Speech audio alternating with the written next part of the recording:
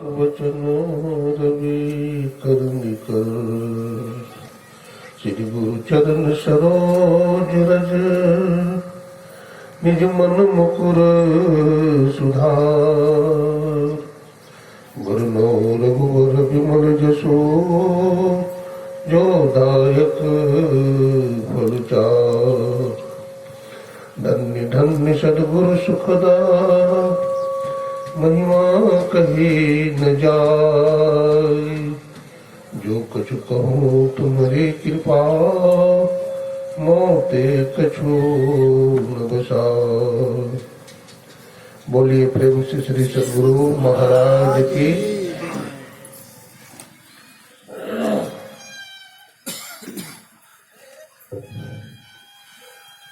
आवागमन के चक्र को मिटाने वाले, त्रैतापों को जलाने वाले तथा जीव को परमात्मा से मिलाने वाले 20वीं सदी के जाज्वल्यमान प्रचंड मार्तंड संत सदगुरु ब्रह्मलीन महर्षि मणि परमहंस जी महाराज के त्रैलोक पावन पाद पद्मों में कोटि कोटि साष्टांग नमन।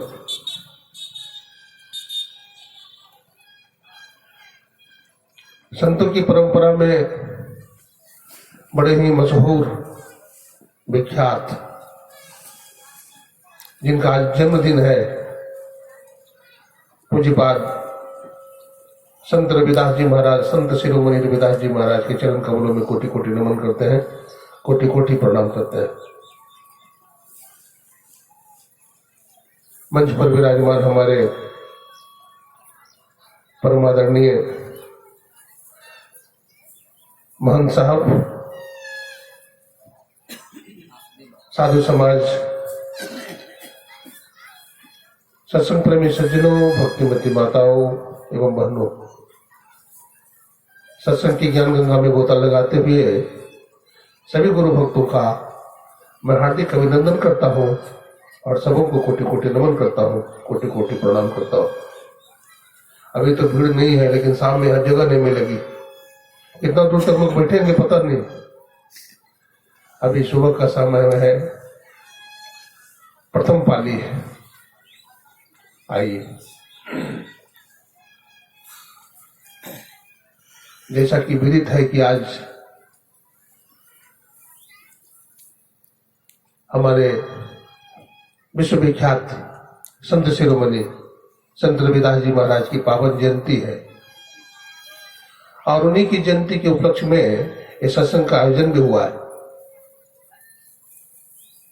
इनका जन्म कौन सा महीना है बताइए तो? कौन सा महीना चल रहा है? हिंदी का कौन सा महीना चल रहा है?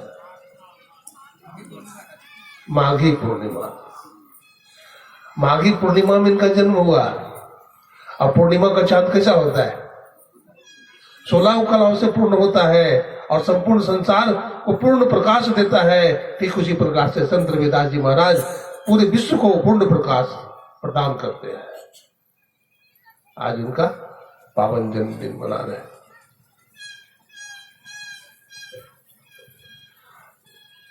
और संतों का जो जन्मदिन मनाएगा उसका जीवन धन्य हो जाता है। धन जननी जिन जाया है सुत संत सखी रे, संत को गोद खिलाया है सुत संत सखी रे। इनकी माता भी धन्य है, इनके पिता भी धन्य है। ऐसे संत को जन्म देकर अपना उदर या कुक्ष जो भी कहिए पावन किया और संपूर्ण विश्व में उनका ज्ञान पाकर के लोग मोक्ष परायण होते हैं। आग लगी आकाश में, चू चू गिरे अंगार, संत होते जगत में तो जल जाता संसार। अगर संत संसार में नहीं होते तो संसार में आग लग जाती। संत अभी संसार में है तो संसार में इतना पूरा फात, और संत नहीं रहेंगे तो क्या होगा? धरती रसातल चली जाएगी।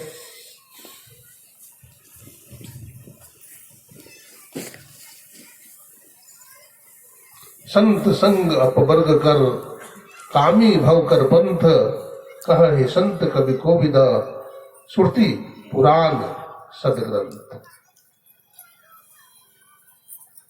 संतों का रास्ता मोक्ष का रास्ता होता है। कामी पुरुष का रास्ता संसार का रास्ता होता है। ऐसा संत लोग कहते हैं। संत से मिलने के लिए जाइए, संत मिलन को जाइए, तज ममता अभिमान, और जो जो पग आगे धरे कोटि यज्ञ समान। संतों के पास मिलने के लिए जाइए तो ममता और अभिमान को छोड़ करके जाइए। तो क्या होगा फिर? जैसे जैसे पैर आगे बढ़ाएंगे आप, कोटि यज्ञ का फल मिल जाएगा आपको। कोटि यज्ञ का फल मिलेगा।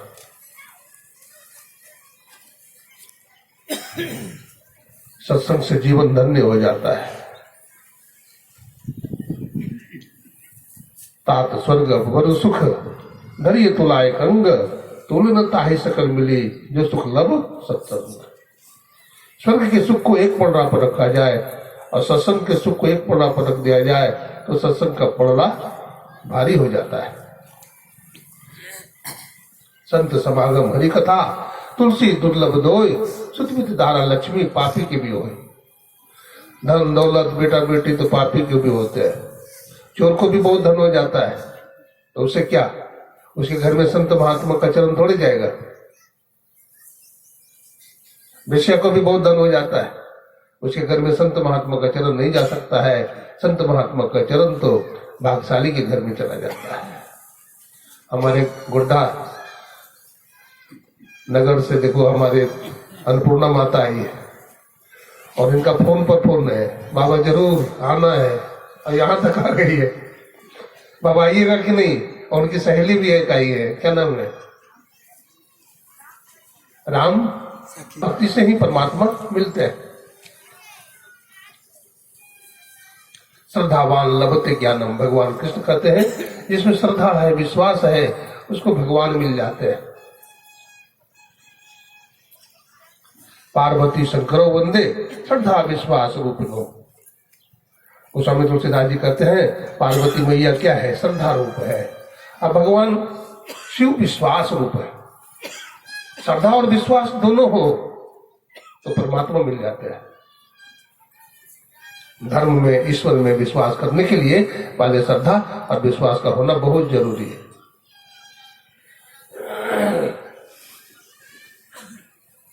सत्संगति दुर्लभ संसारा, निमिष दंड भरी एक बारा। सत्संग संसार में बड़ा दुर्लभ है। सत्संग जल्दी नहीं मिलता है। बहुत दूर दूर से भी लोग आ जाते हैं, अब बहुत नजदीक से भी लोग नहीं आ पाते। तीन बात है देखिए, एक तो अपना पुरुषार्थ होता है और दूसरा अपना प्रारब्ध भी होता है। नहीं, जो पुरुषार्थी है कि नहीं हमको सत्संग में जाना ही है, तो वो सत्संग में आ जाते हैं। और किन्हीं का प्रारब्ध प्रबल है तो नहीं चाहने पर भी आ जाते हो। कुछ ऐसी परिस्थिति बन जाती है कि वो आ जाते हैं। और जिनका प्रारब्ध है वो, उनका पुरुषार्थ भी है तो कहना ही क्या है, तब तो उनको कुछ कहना ही नहीं है। इस गांव में हर वर्ष माघी पूर्णिमा में विश्वविख्यात पूज्यपाद संत रविदास जी महाराज की जयंती लोग मनाते हैं, बड़े उल्लास के साथ मनाते हैं। लोगों में बड़ी श्रद्धा है। और ऐसा क्यों नहीं हो? संतों में श्रद्धा और विश्वास तो होना चाहिए, क्योंकि संतों की कोई जात नहीं होती। संत की कोई जात नहीं होती, वो जात पात से परे होते हैं संत। हमारे संत रविदास जी ने ही बताया, बताते हैं काशी में जब थे रविदास जी महाराज, तो काशी नरेश ने इनको निमंत्रण दिया, वहां के निमंत्रण दिया था इनको, तो ये भी गए। और सभी ब्राह्मणों को, महात्माओं को भी निमंत्रण दिया था। रविदास जी महाराज को बुलाए थे इसलिए भी गए। तो ब्राह्मणों ने कहा कि आप कैसे आ गए? बोला निमंत्रण कार्ड देख लो। राजा साहब बुलाए? बोला हाँ मैं बुलाया। तो ब्राह्मण लोग जाने लगे। तो कहा कि आप लोग क्यों जा रहे हैं महाराज? बोला हम ब्राह्मण लोग हैं तो इसके साथ बैठ के कैसे खाएंगे बताइए। रविदास जी महाराज तो संत थे, संत को गले में माला पहना दो तो कोई बात नहीं, और संत को दो चार गाली भी बक दो तो कोई बात नहीं, यहां तक कि दो चार लाठी मार दो तो भी कोई बात नहीं। महात्मा थे ना, कौन? छत्रपति शिवाजी के गुरु कौन थे? समर्थ रामदास जी महाराज। उनको लठिया दिया लोगों ने, चेला राम ने मुट्ठा तोड़ के खा लिया, इनको लठिया दिया।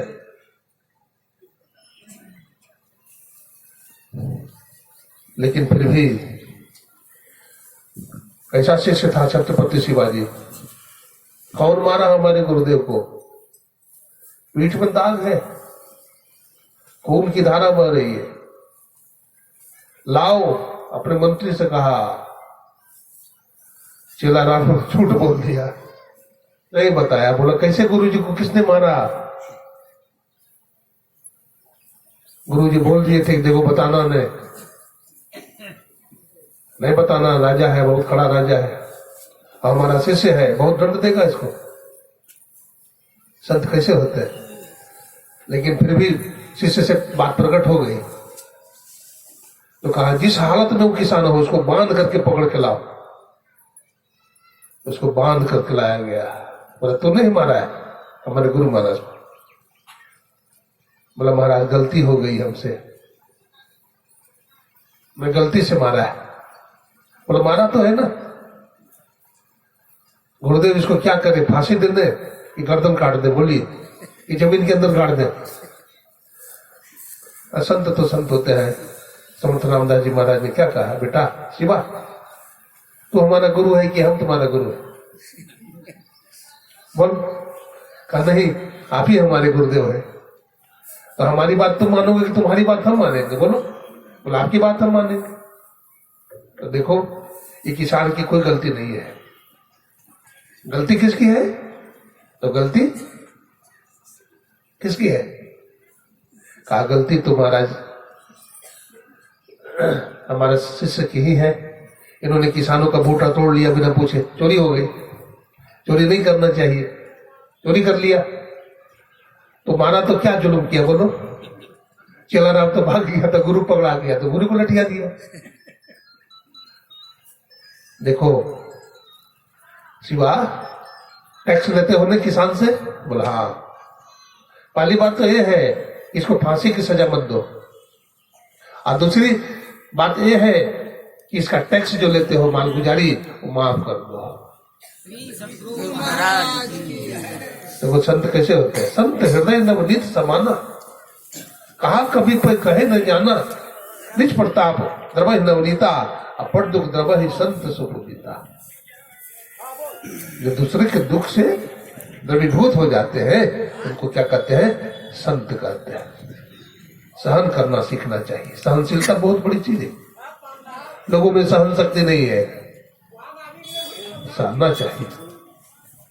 जो सहता है उसका लहता है, जो सहना नहीं जानता उसका सब कुछ बिगड़ जाता है। सहनशील बनना चाहिए।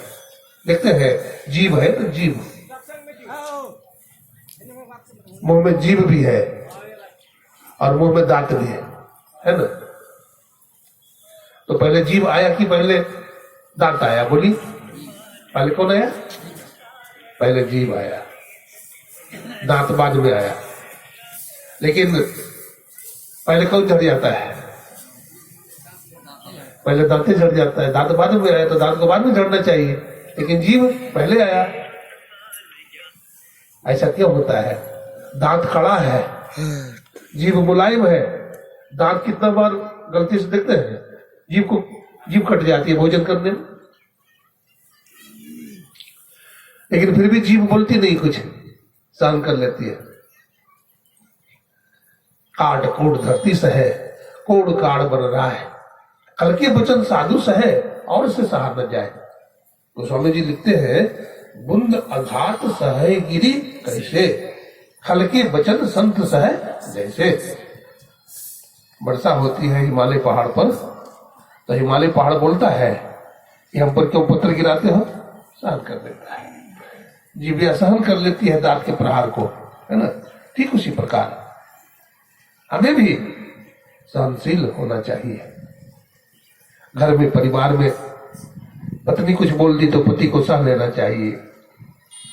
पति का ब्लड प्रेशर हाई हो गया तो पत्नी को सह लेना चाहिए। अब दोनों बरस जाएंगे तो होगा नहीं।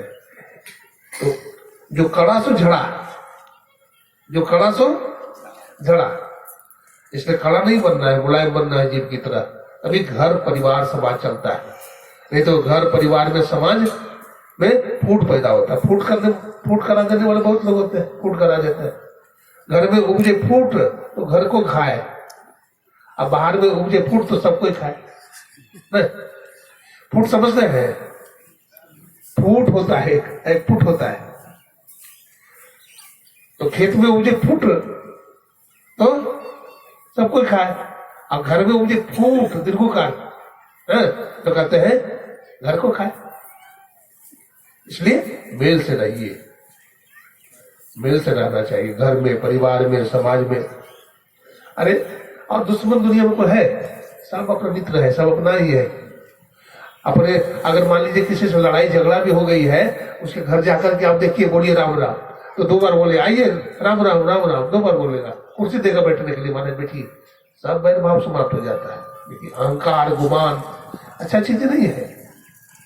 आदमी को विनम्र होना चाहिए, अहंकार में कभी नहीं आना चाहिए। भगवान ने बहुत धन दे दिया है, ठीक है, हमारा अच्छा कर्म है तो भगवान ने दे दिया है। बहुत बहुत धनवानों को भी हम देखते हैं, कोई अहंकार नहीं रहता है। एक सेठ ने बहुत बड़ा भंडारा कर दिया, तो महात्मा लोगों ने कहा कि भाई आपने तो बहुत दान कर दिया, भंडारा दे दिया। तो सेठ क्या बोला हाथ जोड़ करके, महाराज ये तो संत महात्मा ने हमको मौका दिया है, ये दरिद्र नारायण ने हमको मौका दिया है, हम देने वाले कौन है, देने वाला तो ऊपर में बैठा है ना। तो इस तरह से अहंकार शून्य होना चाहिए, तभी हम ईश्वर की भक्ति कर सकते हैं। एक शायर ने लिखा है, मिटा दे जो अपनी हस्ती को, अगर मर्तबा चाहे कि दाना खाक में मिलकर गुले गुलजार होता है। मुश्किलें आसान होती है बड़ी मुश्किल से, आदमी बनता है बलवान बड़ी मुश्किल से। छोड़ना सरल है घर का जन का जन का, लेकिन छूट सकता है मान बड़ी मुश्किल से। मान सम्मान बहुत मुश्किल से छूटता है, इसलिए अपने आपा में रहना चाहिए। देखते हैं सब दिन एक जैसा होता है, सब दिन एक जैसा नहीं होता है। शरीर भी एक जैसा सब दिन नहीं रहता है, ये संसार भी एक जैसा नहीं है, सब दिन हो तो ना एक समान। इसलिए संसार से वैराग्य होना चाहिए। संसार में रहकर के हमें ईश्वर की भक्ति करनी है, और अगर वैराग्य नहीं है, वैराग्य क्या मतलब होता है, ये शरीर भी छूट जाएगा, घर परिवार भी एक दिन छूटेगा, शरीर में बीमारी आ जाती है, जिंदगी छोटी है ना, और काम बहुत करना है, बहुत छोटी जिंदगी है। इसलिए गिरते पड़ते सत्संग करो, गिरते पड़ते भजन करो, ध्यान करो। ये मत कहो कि भजन करने का मुझको समय नहीं मिलता है। भजन करने का समय सबको मिलता है, सोने का समय सबको मिलता है, नहाने का समय सबको मिलता है। देखो समय पर सबको भोजन मिल जाता है, नहीं मिल जाता है। हाँ इतना जरूर है, किसी को आगे मिलता है, किसी को पीछे मिलता है, लेकिन भोजन सबको मिल जाता है। ईश्वर सबको मिलेंगे एक दिन, हाँ परमात्मा भी एक न एक दिन, क्योंकि हम परमात्मा का ही अंश है। वर्षा होती है तो कहाँ होती है, पहाड़ पर। वर्षा होती है पहले पहाड़ पर। अब पहाड़ पानी किसको देता है, खेत को, नदी दे देती है? खेत को नदी दे दिया, नदी फिर किसको देता है, सागर को, सागर दे देती है महासागर को। अब महासागर, फिर महासागर का पानी बाष्पित होकर के बाष्प बन करके फिर ऊपर जाता है और फिर पहाड़ी पर देता है। ठीक उसी प्रकार से दान भी जो करते हैं फिर उन्हीं को कई गुना बढ़कर के मिल जाता है ना। ये मानव जीवन में ही ईश्वर की भक्ति करना चाहिए। कोई गाय भैंस हाथी घोड़ा कुत्ता भजन कर सकता है? नहीं कर सकता है। मनुष्य कर सकता है। और परमात्मा ने छोटा जिंदगी दिया है, छोटा जीवन दे दिया। नहीं, गुरु नानक साहब कहते हैं, न बालक न जौबने न वृद्धि कछु बंद, यह अवसर नहीं जानिए जब आनी पड़ी जब बंद। यमराज देखेगा बड़ा है कि छोटा है, ले जाएंगे कि नहीं ले जाएंगे? नहीं ले जाएंगे। ऐसा नहीं, उसका काम है ले जाना, वो ले जाएगा। यमराज से गलती नहीं होती है, लेकिन यमराज से भी एक बार गलती हो गई। हाँ, कृष्णदास ठादो एक बड़ा नास्तिक था, एक तो भगवान का भक्त ही था। तो यमराज ने यमदूत से कहा कृष्णदास को ले आओ बंद कर। अब वो दूसरा कृष्णदास को ले गया गलती से, जो भजन भक्ति करता था, जो निष्पाप था, जिसके जीवन में कभी कोई पाप नहीं हुआ था, उसको लेकर चला गया। जब उसको नरक में ले जाने लगा तो बहुत हाथ जोड़कर प्रार्थना करने लगा दूतों से कि भाई देखो, मैं पापी नहीं हूं, मैं जिंदगी में कोई पाप नहीं किया हूं, मुझको क्यों ले जाते हो? बोला नहीं नहीं, तू ही कृष्णदास है, तू ही पापी। बोला नहीं नहीं। अब देखिए जमराज जो थे ना, बड़ा विशाल शरीर, पर्वताकार शरीर, पहाड़ की गुफा जैसे होती है ना वैसी उसकी आंख, बड़े बड़े दांत, बड़े बड़े बाल, विकराल शरीर। अब उसको देख करके डर भी लगता था, कैसे कैसे पापियों को जहां पीप बहता है, जहां मलमूत्र का नाला है, नदी है, उसमें उसको फेंका जाता है। उससे बोला जाता है, बोल अगर तूने 20 लाख गायत्री मंत्र का या गुरु मंत्र का जप किया है तो इस बेतरनी से तो पार हो जा। अब उतनी उसकी अगर सामर्थ्य है, अगर उतना तप है, उतना भजन है तो पार हो जाता है, मरना उसी में सड़ता है। तो कृष्णदास बार बार बोले कि देखो मैं पापी नहीं हूं। तो ठीक है, मैं देवता से पूछता हूं। एक देवता होते हैं, उनका नाम क्या है जानते हैं? चित्रगुप्त एक देवता है। चित्रगुप्त के कागज कीरो जुगन जुगन बैठू तकसीरो। चित्रगुप्त एक देवता है जिनके हाथ में बही रहती है कि किस क्षण में आपने पाप किया और किस क्षण में पुण्य किया, है ना। तो उनके हाथ में होता है। तो बोला बही देखिए जरा। एक कृष्णदास ने क्या किया है तो बही देखा। बोला महाराज ये तो जीवन में कोई पाप किया ही नहीं है। आपने दूसरा कृष्णदास को ले आया। अब देखिए वो आदमी को नरक लेके चला गया। वो आदमी ने सब आंख से देखा, वो और भजन करने लगा। उसी तरह से हम लोग को भी पता नहीं, हम लोग तो समझते हैं हम जो करते हैं सो अल्लाह भी अभी नहीं जानता है। हम लोग जो करते हैं सो अल्लाह भी अभी नहीं जानता है। रोजा था, रोजा है ना, रोजा का समय था। तो एक मुल्ला जी रोजा रखते थे। तो रोजा रखने वाले लोग ऐसा करते हैं कि नदी उदी में स्नान करते हैं, स्नान करने का नियम है। उसके बाद फिर वहां से स्नान करके आते हैं तो फिर अपना कुछ ग्रहण करते हैं, फलाहार लेते हैं। और वो मुल्ला जी जंगल मियां नाम था, जंगल मियां। तो जंगल मियां क्या करते थे, रखते थे तो क्या बोलते हैं रोजा, और नदी में पानी भी पी ले जाते थे। नहाते थे तो गटागट पानी पी लेते थे और छिप करके दाल रोटी सब्जी चावल सब खा लेते थे और फलहार भी ले लेते थे। तो भंडा फोड़ कैसे हुआ? जब नदी में स्नान किए वो तो अंदर में जाकर के पानी गटागट पीने लगे तो टेकरा मछली होता है, टेंगरा है ना, कांटा होता है बहुत लंबा लंबा, वो टेकरा मछली जाके गर्दन में अटक गया। जब अटक गया तो तड़पड़ाने लगे, हाथ पर पटकने लगे। तो उनका शिष्य भी था, हाथ पकड़ के खींचा, नजदीक में लाया, बोला क्या हुआ क्या हुआ? तो आवाज निकले तो हमने, वो तो ऐसे ऐसे करे, गला को ऐसे ऐसे करे। तो कहा कि क्या हुआ? डॉक्टर समझ गया, ये लगता है इसके कंठ में कुछ है, तो ऑपरेशन करके निकाला वो, है ना, टेकरा मछली निकाला। तो कहा चेकन मियां क्या कर रहे थे? बोला, वो लोग ने कहा कि इनका तो रोजा है। बोला रोजा वोजा कुछ नहीं रखते हैं, ये तो अंदर में गटागट पानी भी पीते हैं और चिप करके भोजन भी कर लेते हैं। तो हम जो करते हैं सो अल्लाह में अभी नहीं जानता, ऐसी बात नहीं है। हाँ, अल्लाह सब जानते हैं, अल्लाह ताला सब जानते हैं। हमारे हजरत मोहम्मद साहब का तो ला इलाहा इल्लल्लाह मोहम्मदुर रसूलुल्लाह अलैहि वसल्लम, अल्लाह के सिवा दूसरा माबूद मानने योग्य नहीं है।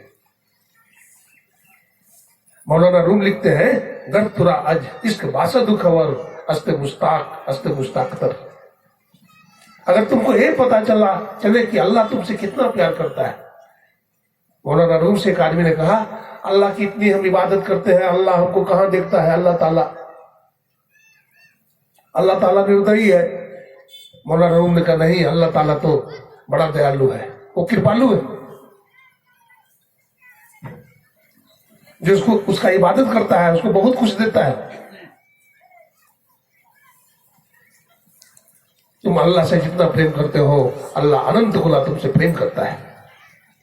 इसलिए अल्लाह कहिए, ईश्वर कहिए, राम कहिए, कृष्ण कहिए, कोई कहिए।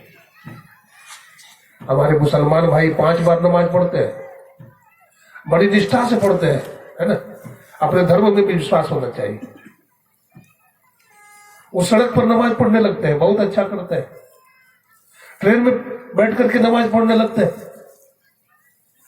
हमारे सत्संगी भाई भी जो पक्का सत्संगी है, वो भी टाइम पर ध्यान में बैठते हैं। ब्रह्ममुहूर्त का समय हो गया तो कहीं भी रहे, खेत में भी रहेंगे, ट्रेन में भी रहेंगे तो बैठ जाएंगे वो ध्यान में। धर्म के प्रति ऐसे ही आस्था होनी चाहिए। हमारे गुरुदेव ने कहा था, ब्रह्ममुहूर्त में उठो तो ध्यान करो, आलस्य मत करो, प्रमाद मत करो, सुबह उठ करके ध्यान करो, अपराह्न काल में ध्यान करो, सायंकाल में ध्यान करो। इसको त्रैकालीन संध्या बोलते हैं। हमारे गुरु महाराज ने कहा, गंगा जमुना सरस्वती संगम पर संध्या करो नित भाई। गंगा जमुना और सरस्वती के संगम पर संध्या करो। इसको त्रिवेणी संगम बोलते हैं। त्रिवेणी संगम यत्र प्रयागराज से उच्यते तत्र स्नान प्रकुरुता सर्व पापै प्रमुच्यते। उस त्रिवेणी में स्नान करने से सब पापों से मुक्ति मिल जाती है। तो क्या प्रयागराज इलाहाबाद चले जाएंगे? क्या वहां पाप धुल जाएगा? नहीं धुलेगा। अरे धुलेगा इस त्रिवेणी में,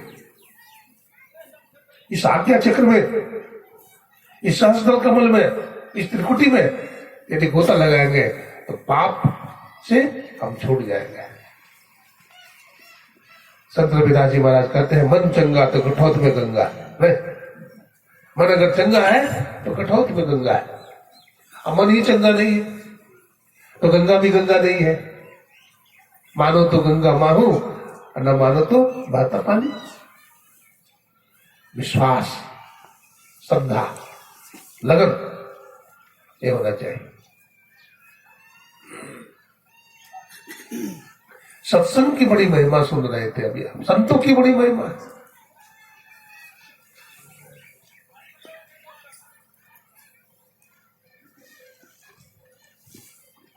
संत क्या काम करते हैं जो बड़े हो गए? संत बहुत बड़ा काम करते हैं। लोग अन्न का दान करते हैं, वस्त्र का दान करते हैं, सब कुछ दान करते हैं, बड़ा बड़ा दान करते हैं, बड़ा बड़ा यज्ञ करते हैं। लेकिन संत ज्ञान दान करते हैं। क्या दान करते हैं? ज्ञान दान करते हैं। और ज्ञान दान सबसे बड़ा दान है। ज्ञान दान से बड़ा दान दुनिया में नहीं है। और ज्ञान कैसे होता है? गोस्वामी जी कहते हैं, बिनु सत्संग विवेक न होई, राम कृपा बिनु सुलभ न सोई। आप लोग सत्संग में ऐसे थोड़े आ गए हैं, ये संतों की कृपा से आए हैं, प्रभु की कृपा से आए हैं। अगर उनकी कृपा नहीं होती तो आप भी सत्संग में नहीं आते।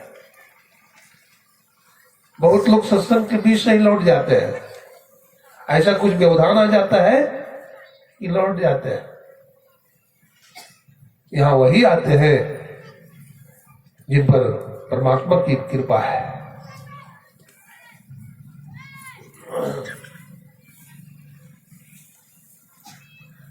ये मानव का जो जीवन है, सत्संग करते करते, ईश्वर की भक्ति करते करते चला जाए तो बहुत अच्छा है। बहुतों का जीवन ऐसे बीत जाता है, दुनियादारी में घसीटते घसीटते जीवन बीत जाता है। किसी का जिंदगी दुकानदारी करते करते बीत जाता है, किसी का जिंदगी सोना बेचते बेचते बीत जाता है, किसी का जिंदगी सब्जी बेचते बेचते बीत जाता है, किसी की जिंदगी खेती करते करते बीत जाता है, किसी की जिंदगी पढ़ाई करते करते बीत जाता है, लेकिन किसी की जिंदगी ध्यान करते करते, सत्संग करते करते बीत जाता है। वो मुक्ति को प्राप्त कर देता है। तो जिंदगी कैसे जीना चाहिए, ये सत्संग में ज्ञान मिलता है। देखो, घर परिवार तुम्हारा स्वर्ग बन जाए, तुम्हारा घर नरक से स्वर्ग बन जाए, इसके लिए क्या करना, क्या उपाय करोगे? सबसे पहली बात है मधुर वाणी बोलना। क्या? मधुर वाणी बोलना, कड़वी वाणी नहीं बोलना। दूसरी बात है सेवा करना, अपने पति की सेवा करना। पति तुम्हारा भगवान है, पति की सेवा करो। देखो, बहुत सारे माता बहने हमको बार बार कहते हैं कि माथा खोला हुआ है, देखो कपड़ा रखो माथा पर। हाँ, रखो रखो, ये सत्संग, माथा पर कपड़ा रखो। श्री सदगुरु महाराज की कपड़ा पर रखो। हम लोग नहीं सिखाएंगे तो कौन सिखाएगा? बोल, सीखना चाहिए। हमारा देश भारतवर्ष धन्य है, ये पतिव्रता माताओं का देश, ये सतियों का देश। माता पातिव्रत धर्म का पालन करके पवित्र होती है और गुरु की भक्ति करके मोक्ष को प्राप्त करती है।